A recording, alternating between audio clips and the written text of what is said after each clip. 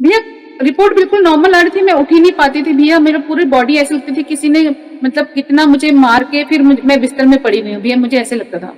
मैं बिस्तर से बिल्कुल उठ ही नहीं पाती थी। मैं अगर मेरी फ्रेंड मुझसे मिलने आती थी तो भैया दोनों तरफ से दोनों पकड़ के मुझे उठाती थी, तो मैं उठ के बैठती थी। फिर हुआ ये भैया कि मैं एक बार पंडित जी के पास गई, उनको मैंने जन्म पत्री दिखाई तो उन्होंने कहा कि तुम्हारा अ, मृत्यु योग चल रहा है, मतलब मार्केश चल रहा है, मृत्यु का योग चल रहा है। मेरे जो भाई हैं जी। उसके बेटे की तबीयत बहुत ज्यादा खराब हो गई थी। उसके सारे मतलब वो हॉस्पिटलाइज हो गया था। जी। अब 5 साल का वो रहा होगा उस टाइम पे। हुँ। तो भैया उसकी इतनी ज्यादा हालत खराब हो गई थी, उसके व्हाइट सेल्स बनना बिल्कुल बंद हो गया था। इतने सारे ब्लड टेस्ट ये वो। भैया एक डॉक्टर ने तो ये बोल दिया था कि 90 इंजेक्शन 90 ओहो! अल्टरनेटिव डे पे इसका 90 इंजेक्शन लगेंगे भैया। मैंने तो हाथ जोड़ दिए, मैंने कहा मैं इसके इंजेक्शन लगेंगे मैं कैसे देखूंगी, इतने इंजेक्शन बच्चा कैसे बर्दाश्त करेगा भैया। कहते हैं ना, जब एक माँ गुहार लगाती है अपनी संतान के लिए प्रभु को, तो प्रभु को सुनना ही पड़ता है। चलिए, एक मैच्योरिटी थी कि आपको एक बैकएंड में पता था कि नहीं ये प्रारब्ध है, भोगना है, मगर बल प्रभु ही देंगे, असंभव को संभव प्रभु ही करेंगे।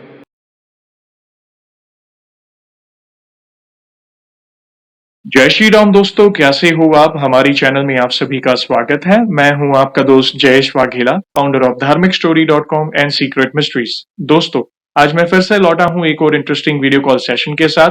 हनुमान जी के भक्त ऑनलाइन है और उत्सुक है अपना अनुभव शेयर करने के लिए। और वीडियो में आगे बढ़ने से पहले आप सभी को बता दूं कि अगर आप भी हनुमान जी से जुड़े अपने अनुभव मुझसे इंस्टाग्राम वीडियो कॉल पर शेयर करना चाहते हैं, तो इंस्टाग्राम की लिंक मैंने डिस्क्रिप्शन में दी है, उस पर क्लिक करें, मुझे फॉलो करें और मैसेज करें। मैं जल्द से जल्द आपसे जुड़ूंगा और वीडियो कॉल सेशन शेड्यूल करूंगा। और अगर आप ईमेल के माध्यम से अपने अनुभव शेयर करना चाहते हैं, तो हमारा ईमेल आईडी है dharmikstory@gmail.com। तो चलिए आगे बढ़ते हैं आज के इस वीडियो कॉल सेशन में। जय श्री राम बहन, नमस्कार आपको। सीताराम भैया। सीताराम, आपका बहुत बहुत स्वागत है आज के इस वीडियो कॉल सेशन में और धन्यवाद जो आप अपना थैंक यू। समय निकाल कर इनिशिएटिव थैंक ले यू रहे हैं भैया। हमारे प्रिय बालाजी से जी। जुड़ा अपना अनुभव शेयर करने के लिए। सबसे पहला सवाल बहन ये बताएं कि आपका पूरा नाम क्या है, आप कहाँ से बिलोंग करते हैं और आप क्या करते हैं? मेरा नाम वंदना भट्ट है भैया। मैं उत्तराखंड से बिलोंग करती हूँ, लेकिन बचपन से ही दिल्ली में रहे हैं। पढ़ाई लिखाई सब दिल्ली से ही हुई है और मैं एक हाउस वाइफ हूँ भैया। थैंक यू वेरी मच जुड़ने के लिए, आपका बहुत बहुत धन्यवाद जुड़ने के लिए बहन। और आगे बढ़ने से पहले सभी दर्शकों से कहना चाहूंगा कि अगर आप रेगुलर बेसिस पर हनुमान जी से जुड़े अनुभव देखना चाहते हैं, उनसे जुड़ी महिमा रेगुलर सुनना चाहते हैं, तो हमारी चैनल को अवश्य सब्सक्राइब करें, बेल आइकन को अवश्य दबाएं ताकि आने वाले भक्तों के प्यारे प्यारे अनुभव आप सबसे पहले देख सकें। और बहन, जैसे आपको पता है ये जो सेशन है हमारे प्रिय हनुमान जी से जुड़ा है, तो अगला सवाल उन्हीं से जुड़ा है। ये बताएं कि जीवन में सबसे पहले आप हनुमान जी से कब जुड़े, कैसे जुड़े, जीवन के किस मोड़ पर जुड़े, और शुरुआत की जर्नी के बाद जो भी आपके अनुभव हैं, जिसमें उन्होंने जो भी असंभव कार्य संभव किए हो या उनकी ऊर्जा महसूस की हो या कोई संकेत मिले हो, तो जो भी आपकी जर्नी है उससे आप डिटेल में साझा कर सकते हैं। जयेश भैया, मुझे जो भक्ति मिली है वो मेरी मम्मी से मिली है। जी। मेरी मम्मी बहुत भक्ति भाव में शुरू से ही थी और अभी भी मेरी मम्मी बहुत पूजा करती है। उनकी तबीयत बिल्कुल ठीक नहीं रहती है, फिर भी वो बहुत मतलब तबीयत खराब होने के बाद भी वो उठेंगी, नहाएंगी और पूजा करेंगी। उनको देख के मुझे इंस्पिरेशन मिलती है। हाँ। और भैया मेरे जो इष्ट है महादेव हैं और माता रानी की भी मैं पूजा करती हूँ और उन्हीं से मुझे भगवान राम और भगवान हनुमान जी की भक्ति मिली है, मैं ये मानती हूँ। बहुत अच्छा लगा जानकर। महादेवी स्वयं हनुमान जी हैं और उन्हें भी जी। प्रभु श्री राम जी का भैया। नाम प्रिय है, जी राम भैया। नाम ही वे जपते हैं। अच्छा लगा जानकर। प्लीज प्लीज कंटिन्यू करें, हम आपकी जर्नी सुनना चाहेंगे। भैया जो मेरा पहला अनुभव था, मैं भगवान जो नीम करोली महाराज है उनको मुझे नहीं पता था, क्योंकि मैं कभी किसी बाबा में बिलीव नहीं करती हूँ। जी। मतलब मैं हाथ जोड़ लेती हूँ, मैं किसी की भावनाओं को भी ठेस नहीं पहुंचाती हूँ। हम्म। मैं हाथ जोड़ लेती हूँ लेकिन मैं नहीं मतलब खुद से नहीं मानती हूँ। हम्म। लेकिन जब मैं नीम करोली महाराज को जानती नहीं थी, मुझे नहीं पता था नीम करोली महाराज कौन है, क्या है। तो हुआ ये भैया कि 3 साल पहले मेरी तबीयत बहुत ज्यादा खराब हो गई थी और उस समय हम लोगों में, मैं उत्तराखंड से बिलोंग करती हूँ जी। और हम लोगों में देवभूमि बोला जाता है, तो नेगेटिव एनर्जी पॉजिटिव एनर्जी को बहुत मानते हैं। जी। तो उस समय मुझे नेगेटिव एनर्जी बहुत ज्यादा जल्दी इफेक्ट कर रही थी, मतलब मतलब मेरा हर दूसरा अनुभव नेगेटिव एनर्जी का हो रहा था। जी। तो तबीयत भी इतनी खराब हो गई थी भैया, डॉक्टर के पास जाओ तो रिपोर्ट बिल्कुल नॉर्मल आ रही थी। जी। और मेरे को मतलब मैं भैया पूरे पूरे दिन लेटी रहती थी, ना मैं उठ पाती थी। मैं तब मैं खाना बनाने के लिए भी मुझे किस मतलब डिपेंड होना पड़ता था, बुलाना पड़ता था कि भी आज घर का खाना बना दो। सफाई के लिए तो है मेड, लेकिन खाना बनाने के लिए फिर मुझे बुलाना पड़ता था। हम्म, इतना ही ज़्यादा तबीयत खराब हो गई थी भैया। फिर हुआ ये भैया कि मैं एक बार पंडित जी के पास गई, उनको मैंने जन्म पत्री दिखाई तो उन्होंने कहा कि तुम्हारा अ, मृत्यु योग चल रहा है, मतलब मार्केश चल रहा है, मृत्यु का योग चल रहा है। ओ, और भैया उन्होंने उपाय बताए जो हनुमान जी से रिलेटेड थे, जी, वो उपाय बताए उन्होंने, हमने वो उपाय भी किए। और भी उसी दिन रात को जब मैं सोई हूँ भैया, हम्म, नीम करोली महाराज मेरे सपने में आए। मुझे नहीं पता था, मुझे एक बाबा दिख रहे हैं जी, जिन्होंने एक काले रंग का कंबल ओढ़ा हुआ है, जी, और वो मुझे कह रहे हैं कि मेरे पीछे आ जाओ। जी, और भैया मैं उनके पीछे पीछे चल रही हूँ, और पीछे पीछे चलते चलते मेरे पीछे बहुत भीड़ इकट्ठी हो जाती है, हम सब उनके पीछे जा रहे हैं। नीम करोली महाराज की जो नीम करोली धाम जो है भैया, उसके बगल से एक नदी निकलती है, नदी बह रही है, शिप्रा जी। ओके, कैची तो धाम, वो यस, जी जी भैया, कैंची धाम। तो वो कहते हैं कि आप वहां जाओ और हाथ मुंह धो के वापस आओ। तो भैया हम लोग जाते हैं वहां, हाथ मुंह धो के आते हैं, और फिर वो मंदिर की तरफ हमें लेके जाते हैं। भैया मंदिर जाते हैं, और वो मंदिर है सेम वही मंदिर जो मैंने सपने में देखा था, जो रियल में है। जी, और भैया साइड में मंदिर और नदी के बीच में सीमेंट का चबूतरा बना हुआ है। जी, उस चबूतरे में हम लोग सब बैठे हैं, बहुत सारे लोग। जी, और वो सिर्फ मुझसे बात कर रहे हैं। वो मुझे कहते हैं कि जिस मंत्र का तू जाप करती है ना, उसको 20 बार पढ़ के, और जो गिलास है उसमें फूंक मार के वो पानी डेली पीना। जितनी बार पानी पिएगी, 20 बार वो मंत्र का जाप करना, जी, उस पानी को फूंक मारना, फिर वो पानी ग्रहण करना, तो तुम ठीक हो जाओगे। जी, भैया मैंने सुबह उठी, मैंने अपने हस्बैंड को बताया कि मुझे सपने में एक बाबा दिखे और ऐसे-ऐसे उन्होंने मुझे बोला है। तो उन्होंने कहा ठीक है, कर तो मंत्र का जाप तो तुम करती ही हो, जी, तो तुम मतलब जो उन्होंने कहा है, हो सकता है महादेव ही तुम्हारे सपने में बाबा बन के आए हों। जी, तो भैया मैंने वही किया, और जो पंडित जी ने उपाय बताए थे वो भी किए।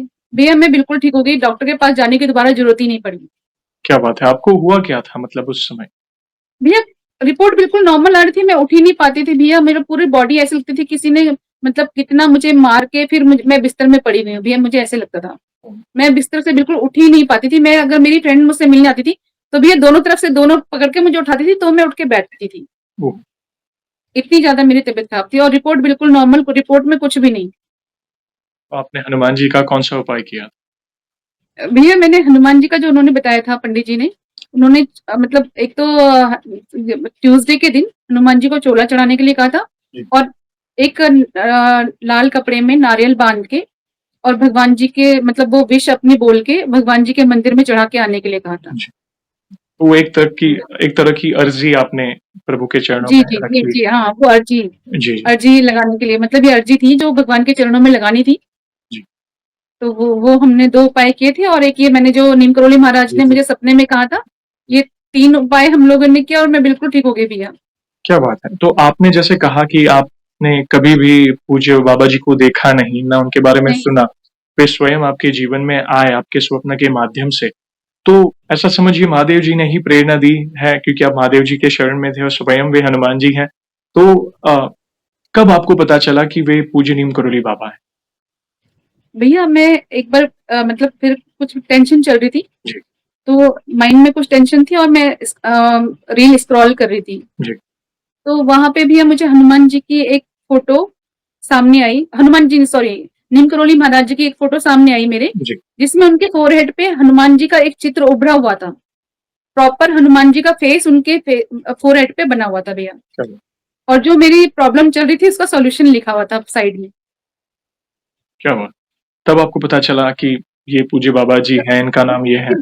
हाँ, मुझे फिर मैंने अपने हस्बैंड को बताया, मैंने कहा सुनो देखो ये वही बाबा हैं जो मुझे सपने में आए थे। कह रहे नहीं तुम्हारा वहम होगा, जी। वो तुमने कुछ और कोई और देखा होंगे। मैंने हुँ, कहा हुँ, नहीं हुँ। मैंने यही देखे थे।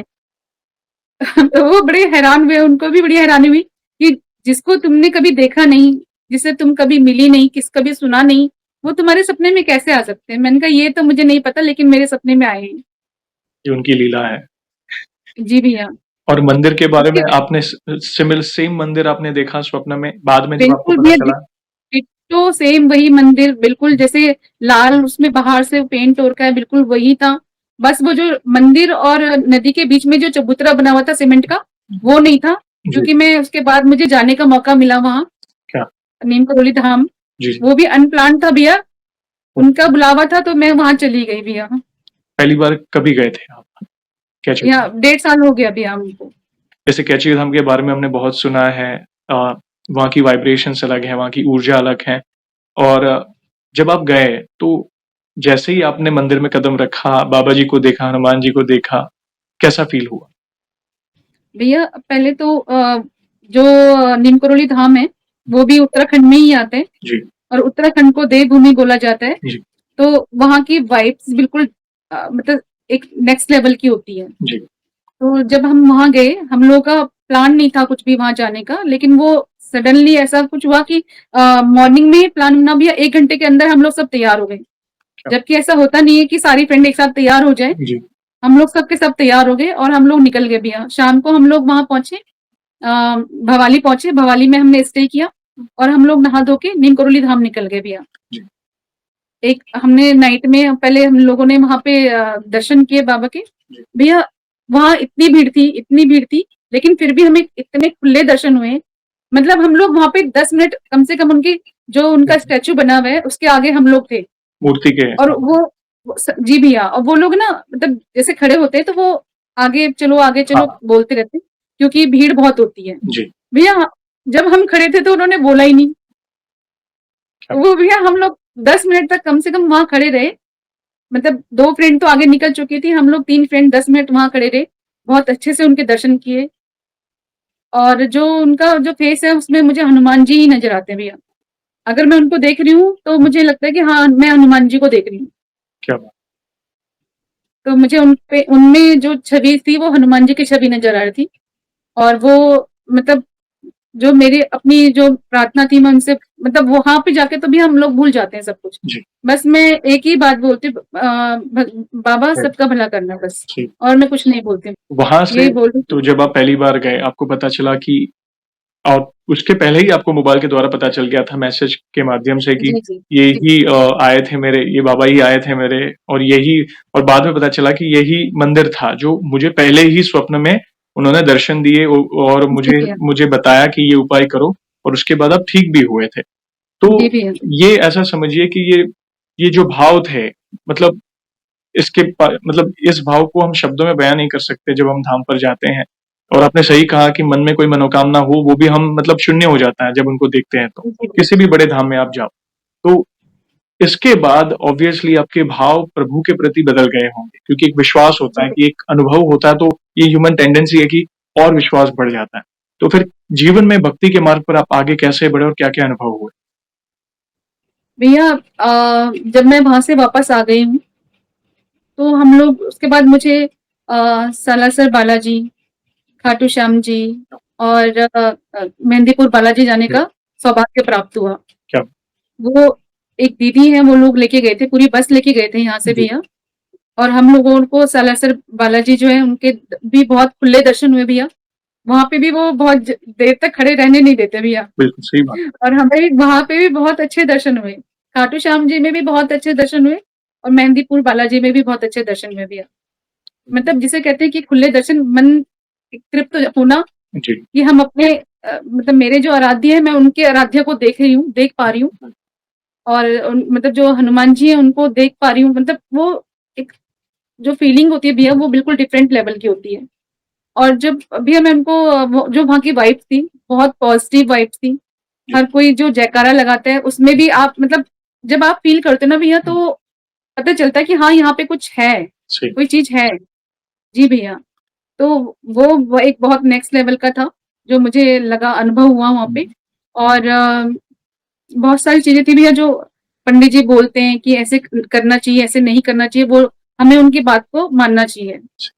बहुत सारे लोग ऐसे देखे भैया जो मंदिर में जाके बहस भी करते हैं, लड़ाई करते हैं, उस चीज़ से भी अवॉइड करना चाहिए। बिल्कुल, तीर्थ स्थल है, प्रभु साक्षात विराजते हैं, अगर कुछ आगे-पीछे हो दर्शन में तो मन को शांत रखें, मतलब ये जो है प्रभु की आज्ञा समझकर आप वहाँ पे जाएँ, जी, दर्शन करें। क्योंकि देखिए, हम फ़ोटो में अगर दर्शन करें, देखिए सालासर बालाजी जी, कहें, खाटू श्याम जी कहें अथवा मेहंदीपुर गए आप, फोटो में तो बिल्कुल हम दर्शन डिफरेंट। करते हैं, मगर एक्चुअल जब हम दरबार में जाते हैं, प्रभु के दर्शन करते हैं, ओके, बिल्कुल भी। तो वो वाइब्रेशन, क्योंकि वो कहते हैं सिद्धपीठ है, ऐसा जी, जी, समझिए, जी, जी। तपस्थली जी, है जी। गुरुजनों की। तो वहाँ की भूमि का प्रताप ऐसा है कि वहाँ की वाइब्रेशन ही, जैसे आप कैची धाम गए, बाबा जी की जी, जी। तपस्थली है, तो वो एक अलग लेवल की ऊर्जा होती है। एक हम आप मात्र नॉर्मल जाओ, भीड़ में आप जाओ, दर्शन करो, तो एक अलग ही तरंग शरीर में आ जाएगी एक बार उनको देखकर।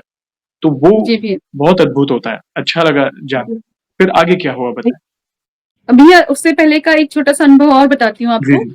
मतलब जब हम लोग वहाँ गए नहीं थे सालासर बालाजी, खाटू श्याम जी, जी, तो उससे पहले एक मैसेज मुझे मतलब मैं एक्चुअली फ़ॉलो किया, उसके बाद मैंने फ़ॉलो कर लिया था। जी, नीम करोली महाराज के जो पेज है उसको फ़ॉलो कर लिया था। जी। तो उसमें भैया एक मैसेज आया था कि मतलब कब सालासर बालाजी कब आ रही है ओके, और मुझे मुझे मुझे दर्शन मतलब मेरे दर्शन मैं तुझे दर्शन देने के लिए वहाँ मतलब इंतज़ार कर रहा हूँ तेरा और तू आ नहीं रही है। क्या बात! इतनी बड़ी हो गई है, ऐसे करके भैया एक मैसेज आया मुझे। तो मुझे लगा शायद ऐसे आया होगा और भैया सडनली दीदी का फ़ोन आया कि बस जा रही है, तो चलेगी? मैंने कहा हाँ, भैया ऐसे हुआ। बहुत सुंदर। और एक अनुभव और बताती हूँ भैया आपको। हम लोग सालासर बालाजी, मेहंदीपुर बालाजी और खाटू श्याम जी जब गए थे हम लोग, तो लास्ट में हम लोगों ने मेहंदीपुर बालाजी जो धाम है, वहाँ का दर्शन किया जी, और भैया बहुत अच्छे दर्शन हुए, जी, नो डाउट और बहुत पॉज़िटिव वहाँ से मुझे मुझे कुछ वहाँ ऐसा नेगेटिव अनुभव नहीं हुआ। जैसे लोग बोलते हैं कि नेगेटिव एनर्जी होती है, ये होता है, वो होता है, हमें दिखता है, मुझे कुछ नहीं हुआ भैया। जी, वहाँ पे कुछ नहीं हुआ। तो हम लोग बहुत अच्छे दर्शन किए हम लोगों ने और हम लोग वहाँ से निकल गए थे भैया। दिन के टाइम 3-4 बजे के आस-पास हम वहाँ से निकल गए थे। और हम लोग मुझे नहीं पता भैया कौन-सा रूट लेके हम लोग रात को 12:30 बजे घर पहुँचे भैया। ओह! रात को 12:30 बजे हम लोग घर पहुँचे हैं और मेरी एक आदत है भैया कि जैसे बाहर से कभी भी आऊँगी, कहीं से भी आऊँगी तो नहा के फिर अंदर जाती हूँ। हुँ, तो हमारा 2 बाथरूम है, एक अंदर है और एक बाहर है हाँ, बालकनी में। जी, तो भैया मैंने बैग बाहर ही रखा और मैं नहाने चली गई। सबको पता था कि मेरे को आना है, तो सब जगे हुए थे, बच्चे भी, हस्बैंड भी, जी, मम्मी भी, सब जगे हुए थे भैया। तो मैंने बाथरूम में गई हूँ भैया, मैंने टैप ऑन किया है और नीचे गली मतलब मेरा 4th फ्लोर पे है घर हुँ, और नीचे गली से भैया मेरी एक फ्रेंड है सुनीता, उसकी आवाज़ आती है, वो चिल्लाती है भैया 2 बार उसने मेरा नाम लिया है, बिल्कुल क्लियरली, वंदना, वंदना नीचे जैसे गली से कोई दूर से जी, चिल्लाता है ना तो आपको कैसे आवाज़ आती है? ऐसे ओह! मुझे आवाज़ आई और भैया मतलब एक बार तो मन किया कि उसको जवाब दूँ कि भी 2 मिनट रुक जा मैं नहा रही हूँ, अभी बाहर आके फिर बात करती हूँ, क्या बात है? मतलब ऐसे ऐसा कौन-सा इमरजेंसी था कि अभी तो हम लोग आ रहे हैं और एकदम से मतलब क्या क्या ऐसा कुछ रह गया? मुझे लगा शायद कुछ ऐसी बात होगी, इमरजेंसी होगी तभी तो वो इस टाइम आई है अदरवाइज़ क्यों आती? जी, तो भैया लेकिन मैं उसको जवाब नहीं दिया। हुँ, उस समय मैंने कुछ नहीं बोला बाथरूम से, मैंने हुँ, कहा अभी बाहर निकलती हूँ फिर बोलती हूँ। भैया मैं 5 मिनट के बाद बाहर आई हूँ। बाहर जैसे ही मैंने बालकनी पूरा कवर है हमारा, ग्रिल लगा हुआ है क्योंकि हुँ, बच्चे जब छोटे थे तो मैंने सारा लॉक किया हुआ था कि जी, बच्चे गिर ना जाएँ। जी, भैया मैंने वो खोल के नीचे देखा, नीचे कोई नहीं था। फिर मुझे ओके, लगा शायद चली गई होगी, जी, उसको लगा होगा कि भी देर हो रही है तो चली गई। फिर भैया मैंने अंदर आई हूँ, मैंने सबसे पहले उसे फ़ोन किया, मैंने कहा क्या हो गया? मैंने कहा कुछ जी, इमरजेंसी थी क्या? तो कहती क्या हो कह रही क्या हो गया? मैंने कहा अभी तू आई थी ना मैंने तूने मुझे आवाज़ लगाई नीचे से गली से। कह रही नहीं तो, कह रही अभी तो हम घर आए हैं, मैं तेरे घर क्यों आऊँगी? ऐसे उसने उन्हीं मुझे की बोला। आवाज़ थी, उन्हीं की आवाज़ थी। हाँ, ओके, भैया उसी की आवाज़ थी भैया। ओके, मुझे लगा शायद मेरा वहम होगा क्योंकि हम अभी साथ से ही आ रहे हैं तो वहम होगा। भैया मैं मम्मी बैठी हुई थी और हम सब बैठे हुए थे। मैं इंस्टाग्राम का वो रील स्क्रॉल कर रही थी। जी, भैया वहाँ पे फिर एक मुझे मैसेज आता है नीम करोली महाराज जी का, आधी रात को चली जाती है स्नान करने के लिए और फिर हमें आना पड़ता है तुम्हें बचाने के लिए। ये मैसेज था भैया, कोई वीडियो नहीं थी, जी, इसमें कोई पेज फॉलो करो, लाइक करो, सब्सक्राइब करो, ऐसा कुछ नहीं था। सिर्फ इतना ही मैसेज था कि आधी रात को चली जाती है स्नान करने और फिर हमें आना पड़ता है बचाने के लिए। इसके पीछे का तात्पर्य आप कैसे रिलेट करेंगे?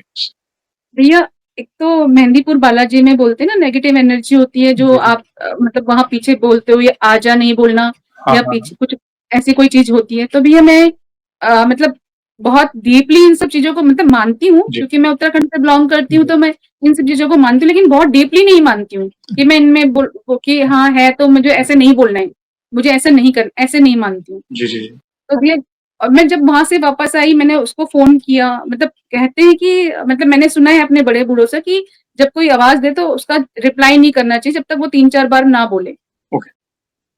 ये मैंने सुना है कि 3-4 बार ना बोले तो रिप्लाई नहीं करना चाहिए कभी भी, जी, किसी की भी बात का आवाज अगर आपको ना आपके नाम से कोई आवाज लगाए तो नहीं रिप्लाई करना। जी, शायद मैं इसलिए रुक गई होंगी शायद भैया, पता नहीं, मुझे नहीं पता मैं क्यों रुकी, लेकिन मैं मतलब जो मेरा नेचर है, अगर मुझे कोई आवाज दे तो मैं तुरंत रिप्लाई करने वाली हूँ, बिल्कुल। ऐसे मेरा नेचर है। तो वो उस दिन मैं कैसे रुक गई मुझे नहीं पता भैया। और भैया फिर जब मैं वापस आई अंदर तो तुरंत उस मैसेज का आना कि आधी रात को मैं कह रही ये आधी रात को चली जाती है स्नान करने और फिर हमें आना पड़ता है बचाने के लिए। मैंने मम्मी को बोला, मम्मी मैंने कहा नीम करोली महाराज जी का मैसेज आया है और ऐसे ऐसे वो बोल रहे हैं। फिर मम्मी ने तो मेरी अच्छी क्लास लगाई कि मम्मी भी बोलती है कि नहीं नहाना चाहिए, लेकिन वही होता है ना कि जब अपने घर के कोई कुछ बोलता है तो कहाँ हम लोग मानते हैं। फिर जब वो मैसेज देखा भैया, उसके बाद से मैं रात को कभी नहीं नहाने जाती हूँ। अब कहते हैं तीरथ से जब आते हैं जी, तो नहाते नहीं है, हाथ मुंह धो के अंदर आ जाना चाहिए। ओके, ओके, और वो समझ नाइट गया। में बहुत लेट लेट भी हो गया था भैया। और वो जहाँ से हम मेहंदीपुर जी, बालाजी जी, से आए थे जी, जी, तो वहां पे बोलते हैं नेगेटिव एनर्जी भी होती है, तो शायद जी। यही रीजन रहा होगा। नहीं, नहीं, आप चिंता ना करें। देखिए, हम मानते हैं कि मेहंदीपुर बालाजी में विधि-विधान से कोई नेगेटिव एनर्जी है, उससे मतलब वो एक प्रॉब्लम्स के सॉल्यूशन मिलते हैं। जैसे कष्टभंजन हनुमान जी का जो दरबार है, वहाँ पे भी ये प्रॉब्लम्स के सॉल्यूशन मिलते हैं। मगर जो भी भक्त हैं, कई लोग डर जाते हैं कि अरे! वहाँ नहीं जाना, हमारे साथ कुछ आ गया तो ये नहीं करना। चिंता ना करें, देखिए पवित्र स्थली पवित्र मंदिर है प्रभु का, साक्षात प्रभु विराजते हैं। तो अगर हम हमारे मुख पे प्रभु का नाम है, हम राम नाम जपते हैं, तो अगर कोई नेगेटिव एनर्जी, चलो ये मान्यता है कि आ भी जाए, तो वे आपका बाल नहीं बांका होगा, क्योंकि प्रभु का नाम है ना आपके मुख पर। ये होता है, जी ये भैया। कई बार मैंने देखा है कि कुछ मंदिर ऐसे हैं जो स्पेशली ये बुरी आत्माओं को या जो भी है उसे निकाल, तो वहाँ पे कुछ सावधानी हमें बरतनी होती है कि भई जी कुछ भैया। नियम होते हैं। आप चलिए नियम का पालन करें, मगर अगर मन में प्रभु का स्मरण है और आप भक्त हैं, उनके पूरे भाव से कनेक्टेड हैं, तो अगर चाहे कुछ भी हाथ पैर मार ले नेगेटिव एनर्जी, आपका बाल नहीं बांका होगा। ये जी भी भैया। बहुत इम्पोर्टेंट अनुभव आपने शेयर किया। तो जैसे-जैसे देखिए, ये सारे इंसिडेंट्स हैं, जैसे बाबा जी आपके जीवन में आए, कैची धाम आप गए, अचानक जाना हुआ, क्योंकि बुलावा था। जब बुलावा होता है तो सारी चीज़ें जी चुटकी में भैया, हो बिल्कुल जाती हैं। हाँ, बिल्कुल। बाकी आप प्लान करते रहो, जाना नहीं होता है। तो आपको वो अनुभव हुआ, आपको पता च और आपको स्वप्न के माध्यम से पहले ही संकेत काफ़ी मिले। फिर आप सालासर बालाजी गए, मेहंदीपुर गए, खाटू श्याम जी गए, बहुत सारी चीज़ें, फिर वो रात को वो आवाज़ आना, बहुत सारी चीज़ें आपके साथ घटित हुई। इससे कहीं न कहीं आपका विश्वास प्रभु के प्रति बढ़ा होगा कि नहीं, प्रभु मेरी रक्षा कर रहे हैं, बाबा मेरी रक्षा कर रहे हैं। तो जैसे-जैसे भक्ति में स्थितियाँ आगे बढ़ती गई और क्या-क्या अनुभव हुए प्लीज़ बताएँ? भैया भगवान हनुमान जी से रिलेटेड एक और अनुभव है। जी, मेरे जो भाई हैं, जी, उसके बेटे की तबीयत बहुत ज़्यादा खराब हो गई थी। उसके सारे मतलब वो हॉस्पिटलाइज़ हो गया था। जी। अब 5 साल का वो रहा होगा उस टाइम पे। हुँ, तो भैया उसकी इतनी ज़्यादा हालत खराब हो गई थी, उसके व्हाइट सेल्स बनना बिल्कुल बंद हो गया था। ओह! और उस समय मम्मी मम्मी मेरे उनकी तबीयत ठीक नहीं रहती, उनका एक पैर नहीं है भैया मम्मी का। ओह! तो वो हॉस्पिटल तो जा नहीं सकती थी। सही। तो वो घर पे ही वो फ़ोन कर रही हैं, तो फ़ोन हम उठा नहीं रहे हैं क्योंकि इतनी ज़्यादा टेंशन थी। कोई डॉक्टर के पास first opinion, second opinion, third opinion लेने के लिए कोई भाई इधर भाग रहा है, मैं उधर भाग रही हूँ भैया। हम लोग सब इधर-उधर हाथ पाँव मार रहे हैं। हुँ, और भैया मेरा मतलब ऑब्वियस है कि उसकी मम्मी अलग से रो रही है, हम लोग सब चुपके-चुपके सब रो रहे हैं भैया। कोई जी, किसी को दिखा नहीं रहा है, समझ गया। ऐसे कर रहे हैं। और भैया उसमें उस समय ये हुआ कि मैंने सेकंड ओपिनियन के लिए सफदरजंग हॉस्पिटल गई तो डॉक्टर ने कहा कि बोन मैरो जो इसका ट्रांसप्लांट होगा, क्योंकि हुँ, इसका जो व्हाइट सेल्स है वो बन नहीं रहा था, तो ट्रीटमेंट बिल्कुल सही चल रहा है जी, और ये मतलब आपको कहीं चेंज करवाने का हॉस्पिटल चेंज कराने की ज़रूरत नहीं है। जी, भैया फिर उस समय पता नहीं मुझे कैसे मेरे दिमाग में आया, जो पंडित जी हैं हमारे यहाँ पे, जो हनुमान जी के उपासक हैं, जी, उनके पास मैं उसकी जन्म पत्री लेके भी आया। तो उन्होंने कहा कि ये इसकी तो मार्केज की दशा चल रही है, मतलब इसका अभी सही नहीं चल रहा है कुछ भी। जी, तो उन्होंने कहा कि आप उन्होंने हनुमान जी के उपाय बताए भैया जी, कि हनुमान जी को मंगलवार को चूड़ा चढ़ाना है, हुँ, हनुमान जी का नाम का भंडारा करवाना है। और भैया मैं वहां से आई हूँ, 108 हनुमान चालीसा मैंने बैठ के किए 108 हनुमान चालीसा। मैंने भाई को फ़ोन किया, मैंने कहा भाई तू बैठ के कर। और भैया मेरा भाई को मम्मी-पापा को भी देखना है, बच्चे को भी देखना है, घर को भी देखना है, ऑफ़िस भी वो करना है, सब कुछ मैनेज करना है और वो इतना टेंस था उस समय भी उसको कुछ नहीं सूझा था। फिर मैंने उसको बताया, मैंने कहा मैं इसके पंडित जी के पास लेके गई थी, उन्होंने हनुमान जी के ये उपाय बताए, इसे कर बिल्कुल ठीक हो जाएगा, टेंशन मत ले। क्योंकि मोरल सपोर्ट उस समय देना बहुत ज़रूरी होता है भैया, सही कोई बात। टूटा हुआ हो। तो भैया फिर मैंने उसको बोला, मैंने कहा तू पंडित जी तो अपना उपाय उन्होंने बता दिया, जी, लेकिन तू वहाँ पे बैठ के उसके बगल में बैठ के 108 हनुमान चालीसा का पाठ कर। बिल्कुल। मैंने कहा देख बिल्कुल ठीक हो जाएगा, टेंशन मत ले। और भैया 108 हनुमान चालीसा मैंने यहाँ से बैठ के शुरू कर दिया, पाठ करना जी, शुरू कर दिया। भैया हमने वो उपाय भी किया और 108 हनुमान चालीसा की। भैया कोई ट्रांसप्लांट करने की जरूरत नहीं पड़ी, बच्चा हमारा बिल्कुल ठीक हो गया, धीरे-धीरे सब कुछ ठीक हो गया। क्या बात। आपने संकल्प लिया 108 हनुमान चालीसा पाठ का। जी। इसमें एक चीज़ और भैया जी, इंक्लूड जी। करना चाहूँगी। हनुमान चालीसा का 108 बार पाठ तो मैंने किया, लेकिन इसमें एक चौपाई है जो नासे रोग हरे जी, सब जी। पीरा, जपत निरंतर हनुमत बीरा। इसका 108 बार मैंने संकल्प लेके इसको 108 बार किया और वो मतलब ये कहा कि ये मेरे जो भतीजा है वो बिल्कुल ठीक हो जाए। ये उस मतलब उसका इसका जो मैं कर रही हूँ इसका सब सारा कुछ उसको लग जाए, बिल्कुल ठीक हो जाए। प्रभु ने आपकी प्रार्थना सुनी, अच्छा लगा जानकर। तो उन 108 पाठ, क्योंकि देखिए 108 चालीसा के पाठ करना काफ़ी समय लगता है। तो जी भैया। वो जो समय था, उसके बीच आपने कुछ अनुभव किया 108 पाठ करते वक़्त? भैया मुझे पूरा विश्वास था कि मैं ये कर रही हूँ ना, तो ये मेरा करना मेरे भगवान जो है मेरी लाज रखेंगे। ब क्योंकि वो भाई का जो बेटा है वो उसका मतलब उसको परहेज बताया है पानी से और पानी की वज़ह से ही उसकी तबीयत खराब हुई थी। ओके, तो मुझे पता था कि मेरे जो प्रभु है अगर मैं 108 हनुमान चालीसा मुझे इतना अटल विश्वास था भैया कि मैं 108 हनुमान चालीसा करूँगी और वो बिल्कुल ठीक हो जाएगा। और हनुमान चालीसा करते-करते मुझे मतलब ये अनुभव हो रहा था कि मेरे जो प्रभु हैं वो सामने बैठ के सुन रहे हैं, कि हाँ, ये कितने मन से मेरा पाठ कर रही है और मतलब मुझे इसका साथ तो देना ही पड़ेगा। और साथ दिया भी और बच्चा जी स्वस्थ भैया, हो गया। जी, जी। यहाँ पे बिल्कुल, आपकी इस मैं कब से सुन रहा हूँ आपको, यहाँ पे 2 बार आपके अनुभव में हमने ये जाना कि आप पंडित जी के पास गए अपनी कुंडली जी, दिखाने। एक जी समय भैया। आपके साथ जब आप बीमार थे और अब जब ये बच्चा बीमार हुआ, भतीजा आपका, उनकी कुंडली लेकर गए। दोनों बार पंडित जी ने आपको हनुमान जी के ही उपाय बताए, जी ठीक है? भैया। और आपने देखा, देखिए चलिए, कुंडली, एस्ट्रोलॉजी, जो ज्योतिष शास्त्र, ये गलत नहीं है, ये हमारे सनातन धर्म के रूट्स हैं और ऐसा भी नहीं है कि सारे ज्योतिष झूठ कहते हैं। जी हालाँकि भैया। आजकल ऐसा ट्रेंड है कि पैसों के लिए कोई कुछ भी बोलता है, मगर कुछ ऐसे भी ज्योतिष हैं जो जेन्युइन भैया वो पैसे माँगते ही नहीं है, आपसे बोलेंगे ही नहीं कि आप पैसे दो। पैसे, वही आप अपनी मर्ज़ी से रखोगे तो भी ठीक है, नहीं रखोगे तो तो भी भी ठीक है। ठीक है। तो ऐसे जब वो ऐसे ज्योतिष की जो भविष्यवाणियाँ होती हैं, जो सच्ची होती है, ऐसा नहीं है कि झूठ, सच्ची होती हैं, जो जिन्हें प्रॉपर कैलकुलेशन, जो ग्रहों की जो कैलकुलेशन होती है, सब कुछ आता है। और उनकी जो प्रेडिक्शन जब होती है तो वो सही होती है, मगर अगर आप प्रभु की शरण में हैं तो असंभव भी संभव हो जाता है, जो आपके केस में हुआ और आपके भतीजे के केस में हुआ। प्रभु ग्रहों की चाल बदल देते हैं, ऐसा समझिए, अपने भक्त के प्राण बचाने के लिए। ये देखिए बहुत बड़ी बात है, क्योंकि आप भी बहुत ज्यादा बीमार थे और आपका भतीजा भी इतनी ज्यादा बीमार और बहुत सीवियर कंडीशन में वो जूझ रहा था, और आपने जैसे बताया हम जी, सब रो रहे थे, तो प्रभु ने आपकी सुनी, क्योंकि 108 जो पाठ हो रहे थे पूरे भाव से हो रहे थे। आप ये वो ना सेरो घरे सब पीरा जपत निरंतर हनुमन बीरा, ऐसा समझिए एक मंत्र ही है। हनुमान चालीसा जी की हर भैया। एक चौपाई मंत्र के समान है। हर प्रॉब्लम्स जी, का जी। सॉल्यूशन है हनुमान चालीसा पाठ में। और इसलिए तो प्रभु ने पूज्य तुलसीदास जी को प्रेरणा दी। और देखो आज हनुमान चालीसा सबसे ज्यादा गाई जाने वाली हमारे सनातन धर्म की कोई स्तुति हो तो वो है हनुमान चालीसा। तो ये जी अनुभव भैया। भी बहुत ही अद्भुत था।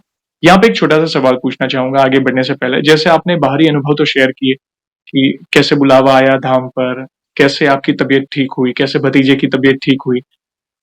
लेकिन व्यक्तिगत रूप से आपके अंदर क्या चेंजेस आए हनुमान जी और राम जी की भक्ति से, प्लीज बताएं?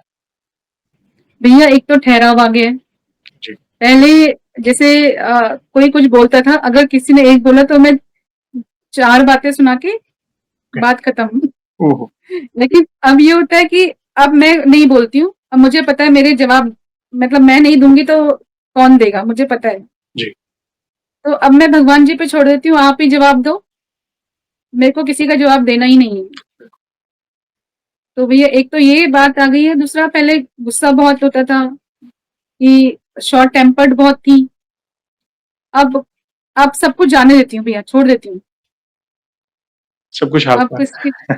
हाँ, अब किसी चीज़ पे रिएक्ट नहीं करती हूँ, ठीक है, जो हो रहा है बहुत अच्छा हो रहा है, जो होगा वो भी बहुत अच्छा होगा। और जो भगवान करते हैं भैया वो हमारे अच्छे के लिए करते हैं, सब कुछ हमारा उस समय हमें बुरा ज़रूर लगता है कि ये हमारे साथ क्यों हुआ? लेकिन जब हम बाद में उस चीज़ को वो करते हैं ना, रियलाइज़ करते हैं, बाद में सोचते हैं उस हाँ चीज़ जी। के बारे में, तो हम लोगों को फ़ील होता है कि वो जो हुआ था वो अच्छे के लिए हुआ था। उन्हें तो सब पता है ना कि मेरे भक्त को कब देना है, जी, जी। क्या उचित जी है, भैया। क्या उचित नहीं है। जी भैया। और कई बार हम निराश भी हो जाते हैं छोटी-छोटी चीज़ों के हम क्योंकि मनुष्य बुद्धि हम कभी भी कुछ भी माँगते रहते हैं। बिल्कुल भैया, बिल्कुल मगर भैया। अगर उनकी शरण में हैं हम, जैसे छोटा बच्चा होता है, जैसे एग्ज़ाम्पल मैंने कई बार दिया, अगर वो किसी चीज़ के लिए ज़िद कर रहा है तो माता-पिता थोड़ी उसे तुरंत अवेलेबल कराएँगे। हाँ, सही जी समय पर भैया। वो चीज़ अवेलेबल हो जाएगी।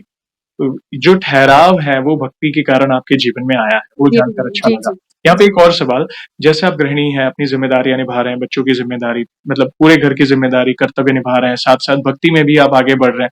तो आपकी दिनचर्या कैसी है? आप नॉर्मली दिन में आपकी पूजा-पाठ कैसी? क्योंकि संकल्प के बारे में तो चलो आपने बताया, आप उनकी भक्ति करते हैं, मगर नॉर्मल दिनचर्या में कौन से पाठ वगैरह करते हैं? प्लीज़ बताएँ, ताकि आपको सुनकर भैया किसी भक्त को मेरे अपने से पाठ जोड़ा जा पूजा बहुत सिंपल है।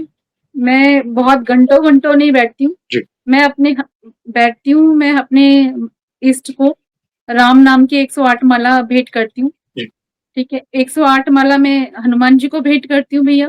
जी। फिर मैं हनुमान चालीसा का पाठ करती हूँ, कभी 7 बार, कभी 11 बार भैया। उसके बाद मैं हनुमान जी की आरती और महादेव जी की आरती ये करती हूँ बस भैया। यही मेरा सुबह का होता है और यही शाम का होता है। बहुत सुंदर। सरल भक्ति है, भाव वाली भक्ति है, क्योंकि प्रभु ये भी नहीं कहते हैं कि हमारा कर्तव्य छोड़कर आप मात्र पूजा-पाठ करो। जी भैया। आप अपना कर्तव्य निभा रहे हैं, उससे भी प्रभु बहुत प्रसन्न होते हैं और जो समय मिल रहा है, इतना आप समर्पित होके उनको जो प्रिय है, वो आप कर रहे हैं, तो जानकर अच्छा लगा। जी भैया। प्लीज़ कंटिन्यू करिए अगले अनुभव पे। भैया एक जब कोरोना का टाइम था, हुँ, वो तो सबको पता है कितना जी, मतलब कैसा टाइम था। जी, तो उस समय भैया जब सेकंड वेव आई थी तो मेरे हस्बैंड का उस समय मतलब ऑफिस से उनका ये आ गया था कि आप लोग खुद रिजाइन दे दो। ओके, तो एक तो भैया कंडीशन इतनी खराब थी, एक मतलब कॉल उठाने में इतना डर लगता था, ऊपर से हस्बैंड का जॉब का ये सब हो गया और स्कूल वालों का भैया पहली कॉल आ जाता था, मैसेज आ जाता था कि फीस सबमिट करो। जी, जो आपको जहाँ जो देना है आपको दूध का, सब्जी का, बिजली का बिल, फोन का बिल, ये सब तो आपको पे करना ही करना है। सही बात, वो सब और पूरा घर एक ही इंसान के ऊपर डिपेंड है। जी, तो और वो उसी की जॉब चली जाए तो भैया कैसा माहौल होगा घर का। सही बात, तो भैया बस ये था कि मैं भी परेशान, हस्बैंड भी परेशान। हस्बैंड तो भैया मैं रात आप बिलीव नहीं करोगे, अगर मैं रात को 2 बजे मेरी नींद खुले तो हस्बैंड बैठे होते थे। ओह! वो इतनी टेंशन में आ गए भैया, मैं रात को अगर 3 बजे नींद खुल रही है तो वो बैठे हुए होते थे। मैं उनको भैया बहुत समझाने की कोशिश करती थी कि मतलब ये जब अच्छी समय नहीं रहा तो बुरा भी नहीं रहेगा। सही, क्यों आप परेशान हो रहे हो?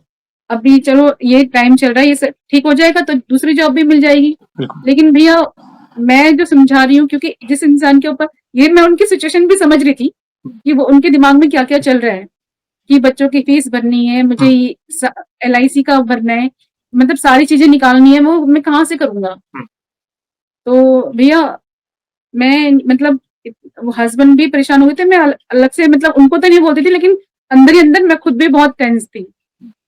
तो भैया उस समय मैंने क्या किया, मैंने सब कुछ छोड़ दिया भगवान जी के ऊपर और मैंने पता नहीं मेरे दिमाग में भैया कहाँ से आया उस टाइम पे जी, कि चलो हनुमान जी का 108 वो लेती हूँ मैं संकल्प लेती हूँ। संकल्प, जी, 108 हनुमान चालीसा का संकल्प लेती हूँ और भैया 108 हनुमान चालीसा का मैंने संकल्प लिया और भैया उसके साथ मैं एक बजरंग बाण रोज करती थी। जी, हालाँकि नहीं करना चाहिए लेकिन मैं करती थी क्योंकि कंडीशन इतनी खराब थी भैया। हुँ, तो उस समय मैंने फिर 108 हनुमान चालीसा का पाठ शुरू किया, संकल्प लेके अपने हस्बैंड की जॉब के लिए और एक बजरंग बाण डेली करती थी भैया और भैया वो हनुमान चालीसा का जो 108 का संकल्प था भैया वो खत्म हुआ भी नहीं। उससे पहले इनके ऑफिस से कॉल मतलब कॉल का वापस जी, रिजॉइन का वापस कॉल आ गया था कि वापस जॉइन करो आप, उसी कंपनी से वापस ओह! उसी कंपनी से भैया। क्या बात रिजॉइन का दोबारा लेटर आ गया था कि आप रिजॉइन करो क्योंकि अब जिसको भैया नया रखेंगे, उसको वो काम सिखाने के लिए तो ऑफिस बिल्कुल, आना पड़ेगा, और ऑफिस उस समय बंद थे। बिल्कुल। तो फिर इसलिए अभी भी भैया वहीं जॉब कर रहे हैं हस्बैंड, उसी कंपनी में। बहुत अच्छा, बहुत बड़ी कृपा है। देखिए संकट आते हैं, मैं समझ सकता हूँ, उतार-चढ़ाव। ये कहीं न कहीं हमारा कोई प्रारब्ध हो जो हमें भोगना होता है, और वो भोगना भी ज़रूरी है ताकि वो डेबिट होए और जी, अच्छे कर्म क्रेडिट हो। जैसे ये एक जी, जी, कैलकुलेशन है, तो वो भी ज़रूरी है, लेकिन उस समय में अगर आप प्रभु की शरण में हैं, तो प्रभु आपको बल प्रदान करते हैं ताकि आप टूटे नहीं अंदर से। जी। और उस समय, वो समय कब बीत जाएगा आपको खुद को पता नहीं चलेगा। सारी व्यवस्था देखिए कैसी होती गई, 108 पाठ आपने किए। वो पाठ पूरे भी नहीं हुए थे भैया। देखिए, बहुत बड़ी बात। उससे पहले ही इनका वापस डी ज्वाइन का वो आ गया था, कॉल आ गया था। अच्छा लगा जानकर। ये कहीं न कहीं कई लोगों के सवालों के जवाब है बहन, क्योंकि देखिए जीवन में उतार-चढ़ाव लगे रहते हैं। किसी का भी जीवन एक समान नहीं है। किसी को हेल्थ का इश्यू है, किसी को जॉब का इश्यू है, किसी को बिज़नेस का इश्यू है, कोई आर्थिक तंगी है, या घर में प्रॉब्लम्स, बहुत सारी प्रॉब्लम्स है लोगों के जीवन में। मगर अगर आप प्रभु की शरण में हैं, भक्ति कर रहे हैं, राम नाम जप रहे हैं, तो कब सब कुछ बदल जाएगा, पलट जाएगा, आप खुद कल्पना नहीं कर पाएँगे। ये जी जानकर भैया। अच्छा लगा। तो आप खुद सोचिए कि वो कोरोना की बात है, चलो आज से 4, 5, 6 साल पहले की बात है ये। तो देखिए यही है, यही सारे अनुभव हमें प्रभु के और निकट लाती हैं। जीवन में चलो चैलेंजेस तो आते हैं, मगर प्रभु पर विश्वास रखेंगे तो वो धीरे-धीरे चैलेंजेस पार होते हैं और हम प्रभु के निकट आते हैं। तो ये जी भी भैया। अनुभव बहुत सुंदर था। और एक आध अनुभव कोई हो तो प्लीज़ शेयर करना है तो कर सकते भैया मेरी जो बेटी है बड़ी वाली, हैं। हुँ, उसको ट्यूबरक्लोसिस हो गया था स्पाइन का। ओके, ओह! तो भैया उस समय मुझे एक्चुअली ट्यूबरक्लोसिस का नाम तो मैंने सुना था, लेकिन वो लंग्स का होता है। हाँ, मतलब उसमें, मतलब मुझे इतना पता था, मुझे उसके बाद मतलब बारे में और नॉलेज नहीं था। लेकिन स्पाइन का तो मैंने फर्स्ट टाइम सुना था कि स्पाइन का, और उसमें भी मतलब मतलब बेटी जो थी वो पूरी-पूरी रात नहीं सोती थी भैया। ओह! मतलब वो लेटती थी, फिर उठ के बैठ जाती थी क्योंकि उसको पीछे पेन होता था। जी, और भैया क्योंकि मेरे घर में तो कभी हिस्ट्री रही नहीं है, तो डॉक्टर के पास गए, उन्होंने कहा कि अभी फैमिली हिस्ट्री है ट्यूबरक्लोसिस की। मैंने कहा नहीं, तो उन्होंने कहा फिर कोई जरूरत नहीं है, कुछ नहीं, ऐसे दर्द हो रहा जी, होगा। जी। भैया लेकिन उसका वो दर्द बिल्कुल ठीक ही ना हो। हुँ, वो सोए, पूरी-पूरी रात ना सोई, वो करवटें ही बदलते रहे भैया, वो सोई ना। हुँ, मैं इतनी परेशान हो गई, मैंने डॉक्टर के पास फिर गई, मैंने कहा डॉक्टर आप एमआरआई लिख दो, फिर मैं देख लूँगी। कह रहे एमआरआई मतलब सही नहीं होता, क्योंकि उसकी जो रेज़ेज़ होती है वो सही नहीं होती है। तो मैंने कहा रेडिएशन। कोई बात नहीं, आप लिख दीजिए।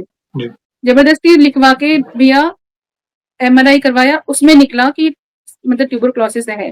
ओके। और भैया उसमें ये मतलब ये पूरी रात नहीं सोती थी, परेशान हो गई थी। इसके इतने सारे टेस्ट भैया, इलेक्ट्रिक का पता नहीं कौन-कौन से टेस्ट इसके, कि वो मतलब ग्रिप है हाथों में, पैरों में, पता नहीं हुँ, क्या-क्या भैया, इतने सारे ब्लड टेस्ट ये वो। भैया एक डॉक्टर ने तो ये बोल दिया था कि इसको 60 इंजेक्शन लगेंगे। नहीं 60 ओह! नहीं, सॉरी 90 इंजेक्शन, 90 ओह! अल्टरनेटिव डे पे इसका 90 इंजेक्शन लगेंगे भैया। मैंने तो हाथ जोड़ दिए, मैंने कहा मैं इसके इंजेक्शन लगेंगे मैं कैसे देखूंगी, इतने इंजेक्शन बच्चा कैसे बर्दाश्त करेगा भैया। भैया मैं इतना रोती थी, मैं रात मतलब अगर इसको थोड़ी सी भी झपकी लगी भैया, तो मैं मंदिर के आगे खड़ी हो जाती थी। इसके सामने नहीं रोती थी, बेटी के सामने। मैं मंदिर के आगे इतना रोती थी भैया कि बस मेरी बेटी को ठीक कर दो, चाहे बेशक मुझे कर दो, उसकी जगह मुझे कर दो, लेकिन मेरी बेटी को ठीक कर दो। मैंने कहा आज तक मैं लड़ाई करती थी भैया लिटरली भगवान से। मैं कहती थी मैंने आज तक कभी किसी के लिए एक शब्द बुरा नहीं बोला, ना किसी के लिए सोचा भी नहीं भैया। मैंने कहा तो फिर आपने ऐसे क्यों किया, मेरी बेटी के साथ ऐसा क्यों किया। मैं वही कह रही हूँ ना भैया, क्यों हम लोग भगवान से उस समय तो हम लोग लड़ते हैं, हम लोगों को लगता है, लेकिन बाद में सोचते हैं कि भाई भगवान ने अगर ये किया है तो कोई प्रारब्ध होगा जो जी, काटने के लिए ऐसे किया। जी। तो भैया उस समय क्या हुआ, फिर इसका ट्रीटमेंट शुरू हुआ। हुँ, मैंने इसका ट्रीटमेंट भैया एक नॉर्मल हॉस्पिटल से किया, क्योंकि जो उसके अंदर जो सॉल्ट होता है ना भैया, हुँ, वो सेम होता है। जी, जी, आप अगर किसी गवर्नमेंट से करवाओगे तो भी सॉल्ट सेम रहेगा, प्राइवेट से करवाओगे सॉल्ट सेम रहता है, लेकिन वो आपका मतलब एक्स्ट्रा उसके लिए ना मतलब जो मुझे मैंने कम से कम नहीं तो भैया 5-7 हॉस्पिटल में चक्कर लगाए। तो वो भैया सारे इतना बड़ा-बड़ा इलाज बता रहे थे, इतने इंजेक्शन ये होगा, वो होगा, ऑपरेशन करना पड़ेगा, वो चीज़ को ट्यूबरक्लोसिस को निकालने के लिए मतलब एक वो होगा, सर्जरी। ऑपरेशन होगा। हाँ, या हाँ, सर्जरी होगी, सॉरी, सर्जरी होगी। तो भैया मैंने उन सब चीज़ों को मैंने कहा भी भगवान को मैंने हाथ जोड़े, मैं भगवान के पास आई। मैंने कहा मैंने कभी किसी के लिए एक शब्द बुरा नहीं सोचा, ना बुरा बोला है। तो आप मेरे बच्चे को आप देखोगे, आप ही इसको सही करोगे मुझे नहीं पता। भैया मैंने इसका ट्रीटमेंट गवर्नमेंट हॉस्पिटल से शुरू किया क्योंकि मैंने वहाँ पे भी दिखाया गवर्नमेंट हॉस्पिटल में, तो उन्होंने कहा सॉल्ट सेम रहता है। जी, जी, सॉल्ट में कोई ना प्राइवेट में चेंज करेंगे ना गवर्नमेंट में चेंज करेंगे, बस वो आपको दवाई एक्स्ट्रा देते रहेंगे। जी, जी, तो वो अपना उनका वो बढ़ाना होता है ना भैया, बिल बढ़ाना होता है जी, जी, इसके लिए। तो मैंने इसका ट्रीटमेंट करवाया भैया और मैंने फिर हनुमान चालीसा का पाठ शुरू कर दिया। भैया मेरे पास एक ही उपाय रहता है हनुमान चालीसा। जी भैया, जी, मैंने हनुमान चालीसा का पाठ शुरू कर दिया यहाँ पे और मैंने बोला आप देखो, जी, मुझे नहीं पता, मेरे बच्चे को किसी भी तरह से ठीक करो। क्योंकि भैया मैं इतनी हाइपर हूँ, मैं रात को रोती थी भैया। अपने सिस्टर और जो मेरा सिस्टर है वो भी गवर्नमेंट हॉस्पिटल में नर्स है, तो उसको और भाई को रात को मैसेज किया भैया 4 बजे कि मेरी बेटी को बचा लो, नहीं तो मैं भी जिंदा नहीं रहूंगी।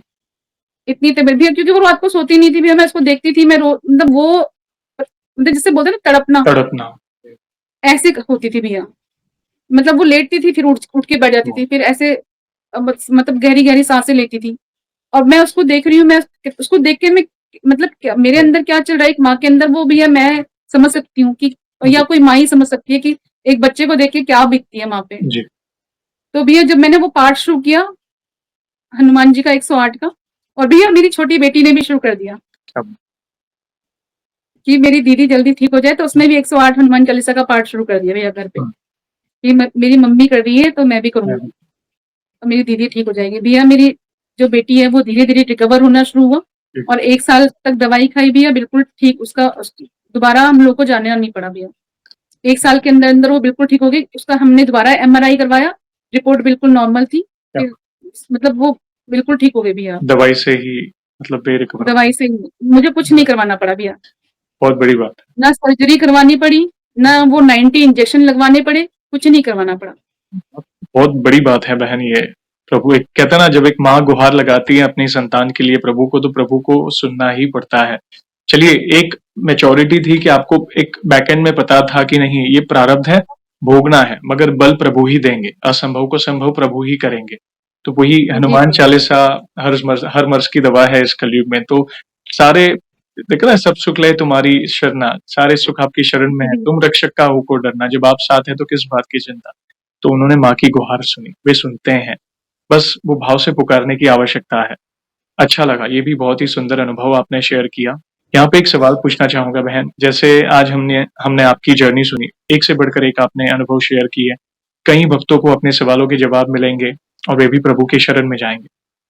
वैसे आप हमारी वीडियोस कब से देख रहे हैं और बाकी भक्तों के अनुभव देखकर, सुनकर, जानकर आपको क्या प्रेरणा मिली? आप अपने भाव अपने शब्दों में बता सकते भैया मुझे आपके वीडियो देखते देखते 3-4 साल हो चुका है, और मैं आपके जो पहले जो आप वॉइस हैं। में जी, नरेट करते थे जी, स्टोरी को, जी, वो भी मैंने बहुत सुनी है। उसके बाद जो आप मतलब लाइव सेशन जो लेते थे जी, वो भी मैंने देखे हैं भैया बहुत सारे।